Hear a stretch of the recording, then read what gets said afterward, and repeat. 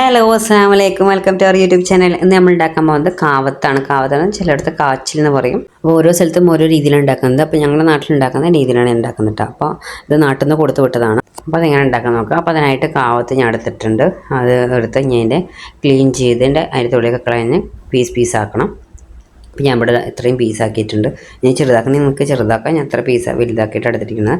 ഇനി അതൊന്ന് കുക്കറിലിട്ടിട്ട് ഒറ്റ വിസിലാക്കിയാൽ മതി. അല്ലെങ്കിൽ ചിലവർ അടുപ്പത്ത് വെച്ചിട്ട് വേവിക്കുന്നവരുണ്ട്. ഞാൻ പെട്ടെന്നാവാൻ വേണ്ടി വിസിലാക്കാതെ മാത്രം കുറച്ച് വെള്ളം ഒഴിച്ച് ഉപ്പിട്ട് കൊടുത്തിട്ട് അത് നമുക്ക് ഒറ്റ വിസിലാക്കിയാൽ മതി കേട്ടോ. രണ്ടൊന്നും ആക്കരുത്, അപ്പോൾ ഓവർ വേവാവും. ഒറ്റ വിസിലിനെ കറക്റ്റ് വേവായി കിട്ടും. അപ്പോൾ അത് വെന്ത് കിട്ടിയിട്ടുണ്ടെങ്കിൽ നമുക്ക് വേണ്ട എന്താ വെച്ചാൽ ഇങ്ങനെ കഴിക്കണമെങ്കിൽ ഇങ്ങനെയും കഴിക്കാം കേട്ടോ. വേവിച്ചിട്ട് ഇങ്ങനെയും കഴിക്കുന്നവരുണ്ട്. ഞാൻ അപ്പോൾ ജസ്റ്റ് അതല്ല ചെയ്യുന്നത്. ഇത് ഒന്ന് ഉടയ്ക്കുകയാണ്. ഈ സ്മാഷറോ അല്ലെങ്കിൽ ഇതേപോലത്തെ തവ വെച്ചിട്ട് ആക്കിയാലും മതി. അപ്പോൾ നല്ല ഉടച്ചെടുക്കണം കേട്ടോ. നല്ല ചെറിയ പീസ് ഉണ്ടെങ്കിലും കുഴപ്പമൊന്നുമില്ല. വല്ലാതെല്ലാം ഉടയ്ക്കൊന്നും വേണ്ട. ചെറിയ പീസ് ഉണ്ടെങ്കിൽ അത് കഴിക്കുമ്പോൾ നമുക്ക് ആ ചെറിയ പീസൊക്കെ കടിക്കുമ്പോൾ രസമാണ് കേട്ടോ. അപ്പം ഞാൻ ഒരുവിധമൊക്കെ ആക്കിയെടുത്തിട്ടുണ്ട്.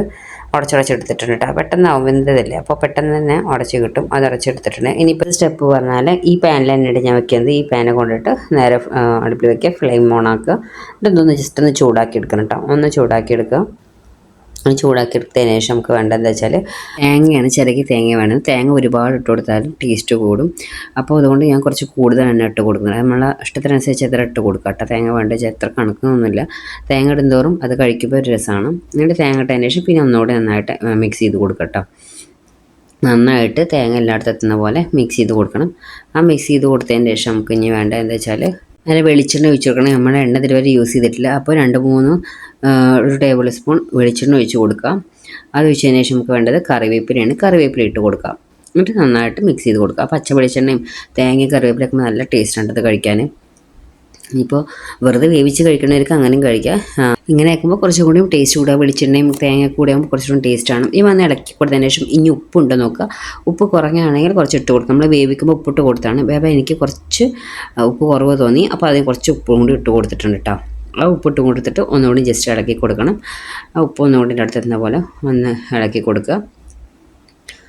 പിന്നെ നമുക്ക് വേണ്ടത് എന്താ വെച്ചാൽ ഒന്ന് ഇളക്കിയതിനെല്ലാം ശേഷം ഇനി കുറച്ച് പച്ചത്തേങ്ങയാണ്. അത് വേണമെങ്കിൽ ഇട്ട് കൊടുത്താൽ മതി കേട്ടോ. ഞാൻ ഇത് എനിക്കിഷ്ടമായതുകൊണ്ട് കഴിക്കാൻ രസത്തിന് വേണ്ടിയിട്ട് ഞാൻ ഇട്ട് കൊടുത്തുന്നുള്ളൂ. അപ്പോൾ ഞാൻ കുറച്ചും കൂടി പച്ചത്തേങ്ങ ജസ്റ്റ് വെതറി കൊടുത്തു. കാച്ചിലൊക്കെ സെറ്റായിട്ടുണ്ട്, റെഡിയായി. ഇനിയിപ്പോൾ ഒന്നും കൂടി ഒന്ന് വേണ്ടി പച്ചത്തേങ്ങ ഒരു രസത്തിന് വേണ്ടിയിട്ട് പച്ചത്തേങ്ങ അതിൻ്റെ മേലെ ഞാനിങ്ങനെ വെതറി കൊടുക്കുന്നുണ്ട് കേട്ടോ. അത് വേണമെങ്കിൽ ഇട്ടാൽ മതി, നിർബന്ധമില്ല. ഞാൻ ഇട്ട് കൊടുത്തെന്ന് മാത്രം. തേങ്ങ ഇട്ടതിന് ശേഷം ഫ്ലെയിം ഓഫ് ചെയ്തിട്ട് അടച്ചു വയ്ക്കുക.